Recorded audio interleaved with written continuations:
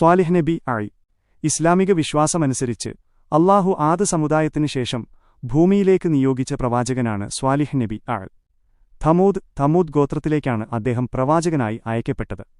ജീവിതചരിത്രം 1. തമൂദ് സമുദായം.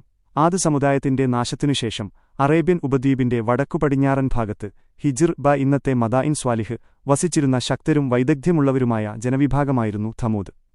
മലകൾ തുരന്ന് വലിയ കൊട്ടാരങ്ങളും വീടുകളും നിർമ്മിക്കാൻ അവർക്ക് പ്രത്യേക കഴിവുണ്ടായിരുന്നു. 2. ഏകദൈവ വിശ്വാസത്തിലേക്കുള്ള ക്ഷണം. അല്ലാഹുവിന് മാത്രം വഴിപ്പെട്ട് ജീവിക്കാനും വിഗ്രഹപൂജ ഉപേക്ഷിക്കാനും സ്വാലിഹ് നബി തന്റെ ജനതയോട് ആവശ്യപ്പെട്ടു. എന്നാൽ ജനങ്ങളിൽ ഭൂരിഭാഗവും അദ്ദേഹത്തെ പരിഹസിക്കുകയും നിഷേധിക്കുകയും ചെയ്തു.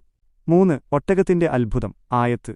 സത്യപ്രവാചകനാണെന്ന് തെളിയിക്കാൻ ഒരു വലിയ പാറക്കല്ലിൽ നിന്ന് ഗർഭിണിയായ ഒട്ടകത്തെ പുറത്തുകൊണ്ടുവരാൻ ജനങ്ങൾ സ്വാലിഹ് നബിയോട് ആവശ്യപ്പെട്ടു. അല്ലാഹുവിന്റെ അത്ഭുത പ്രവർത്തനത്താൽ മുഅ്ജിസത്ത് പാറ പിളർന്നു ഒരു ഒട്ടകം പുറത്തുവന്നു. ഈ ഒട്ടകത്തിന് ഉപദ്രവമൊന്നും വരുത്തരുതെന്നും ഒരു ദിവസം ഒട്ടകത്തിനും അടുത്ത ദിവസം നാട്ടുകാർക്കും എന്ന രീതിയിൽ കിണറ്റിലെ വെള്ളം കുടിക്കാൻ നിശ്ചയിക്കുകയും ചെയ്തു.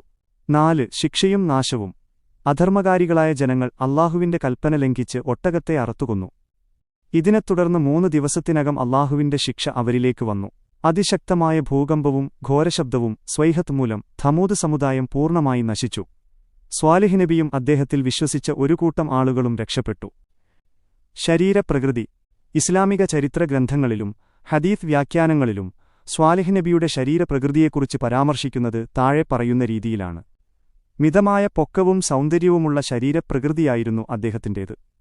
വെളുത്ത നിറവും സമൃദ്ധമായ തലമുടിയും ഉള്ളവനായിരുന്നു. കാണാൻ ആകർഷകമായ രൂപവും ജനങ്ങൾക്ക് വളരെ പ്രിയങ്കരനായ പെരുമാറ്റരീതിയുമായിരുന്നു പ്രവാചകത്വത്തിനു മുമ്പ് തന്നെ അദ്ദേഹത്തിനുണ്ടായിരുന്നത്. മഖ്ബറ, ഖബറിടം സ്ഥിതി ചെയ്യുന്ന സ്ഥലം. സ്വാലിഹ് നബിയുടെ ഖബറിടത്തെക്കുറിച്ച് മഖ്ബറ ചരിത്രകാരന്മാർക്കിടയിൽ വ്യത്യസ്ത അഭിപ്രായങ്ങളുണ്ട്. 1. യമൻ, ഹളർമൗത്ത്.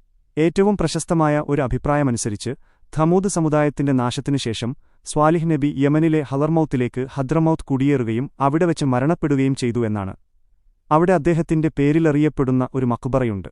2. മക്ക. മറ്റൊരു പ്രധാന അഭിപ്രായം തമൂദ് സമുദായത്തിന്റെ നാശത്തിനുശേഷം സ്വാലിഹ് നബിയും അനുയായികളും മക്കയിലേക്ക് പോവുകയും മസ്ജിദുൽ ഹറാമിന് സമീപം കഅബക്ക് സമീപമുള്ള ഹിജ്ർ ഇസ്മായിൽ പ്രദേശത്ത് മരണപ്പെടുകയും ചെയ്തു എന്നതാണ്. 3. ഫലസ്തീൻ, റംല. ഫലസ്തീനിലെ റംല എന്ന സ്ഥലത്തും സ്വാലിഹ് നബിയുടെ പേരിലുള്ള ഒരു കേന്ദ്രവും ഖബറിടവും കാണപ്പെടുന്നു.